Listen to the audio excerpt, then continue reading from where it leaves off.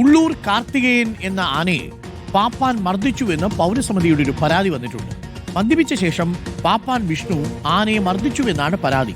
മതപ്പാടിൽ നിൽക്കുന്ന ആന ആയതിനാലാണ് ഉള്ളൂർ കാർത്തികേയനെ മർദ്ദിച്ചതെന്നാണ് പാപ്പാന്റെ ന്യായീകരണം. കെട്ടിയിട്ടിരിക്കുന്നത് കൊണ്ടാണ് ആനയുടെ കാലുകളിൽ മുറിവുണ്ടായതെന്നും വിഷ്ണു പറഞ്ഞു. നമുക്ക് അരുൺ സോളമനുണ്ട് കൂടുതൽ വിവരങ്ങളുമായി. അരുൺ സോളമൻ, മതപ്പാടുള്ള ആനയെ മർദ്ദിക്കുകയും ഈ ചങ്ങായി ഇതെന്താ ചെയ്യുന്നത്? ഇത് എന്ത് പാപ്പാനാണപ്പാ?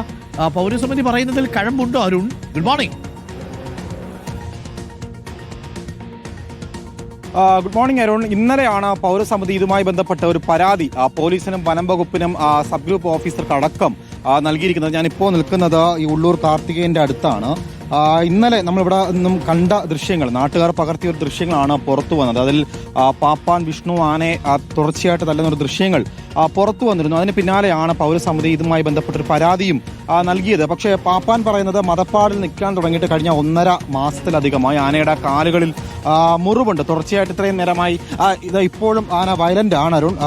കഴിഞ്ഞ 1.5 മാസമായി ഈ പ്രശ്നം ഇവിടെ ഉണ്ട് എന്നുള്ളതാണ് നിലവിൽ അറിയാൻ സാധിച്ചത്. 2 തവണ ഈ പാപ്പാനെ 2 സാഹചര്യങ്ങളിൽ 2 മർദ്ദിക്കുകയും ചെയ്തിരുന്നു. അതിൽ ചെറിയ പരിക്കുകളൊക്കെ ഈ പാപ്പാൻ വിഷ്ണുവിന് പറ്റിയിരുന്നു.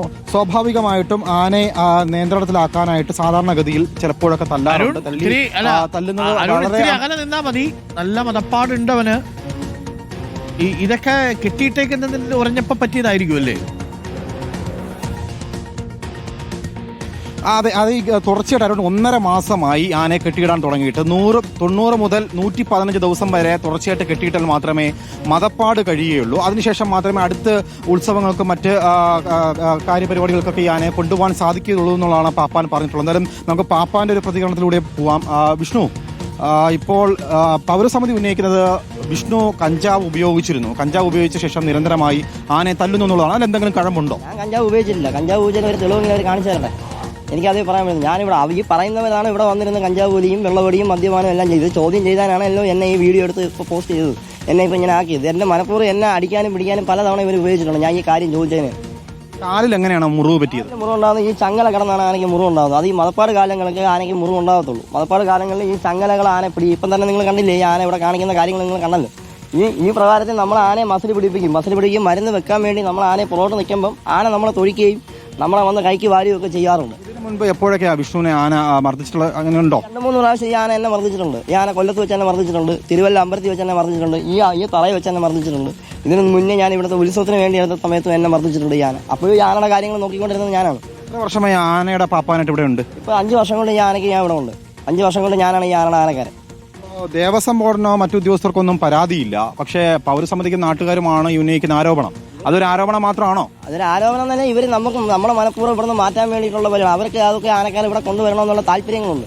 ആ താല്പര്യത്തിന് വേണ്ടി ഞങ്ങളെ ഇവിടുന്ന് മാറ്റാൻ വേണ്ടി ഞങ്ങൾ മനഃപൂർവ്വം ഓരോ കാര്യങ്ങൾ ഞങ്ങളെ കൂടെ വയ്ക്കുന്ന ചെറുക്കന്മാരെ അടിക്കാൻ പോവുക. മുറിവ് പറ്റിയപ്പോൾ വെറ്റിനറി ഡോക്ടറെ കാണിച്ചിരുന്നു. വെറ്റിനറി ഡോക്ടറെ കാണിച്ചു. വെറ്റിനറി ഡോക്ടർ വന്ന് രേഖാമൂലം ഇവിടുന്ന് ബുക്കിനകത്ത് എല്ലാ സാധനങ്ങളും എഴുതിയിട്ടിട്ടുണ്ട്. ആ പ്രകാരമാണ് നമ്മൾ ഈ മരുന്നും കാര്യങ്ങളെല്ലാം ഇവിടെ ചെയ്തുകൊണ്ടിരിക്കുന്നത്. അരുൺ, ഇവിടെ മരുന്നുകളൊക്കെ തയ്യാറാക്കിയിരിക്കുകയാണ്. ഉള്ളൂർ കാർത്തികന് വേണ്ടിയിട്ടുള്ള മരുന്നുകളാണ്.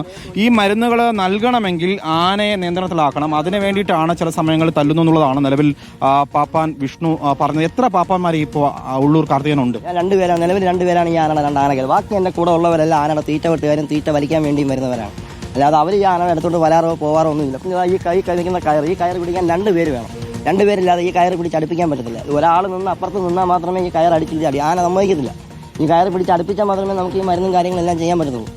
ഇന്നലെ തോട്ടി ഉപയോഗിച്ചല്ല അല്ലേ തല്ലിയത്? ഈ കമ്പാണ് നമ്മൾ ആനയെ തല്ലുന്ന കമ്പ്. നമ്മൾ ആനയ്ക്ക് തന്നേക്കുന്ന വടിക്കമ്പുകൾ ഇതാണ്. ഈ കമ്പ് വെച്ചാണ് ആനയെ തല്ലിയെന്നാണ് അവർ പറയുന്നത്. ഈ കമ്പ് വെച്ച് നിങ്ങൾക്ക് അറിയാലോ.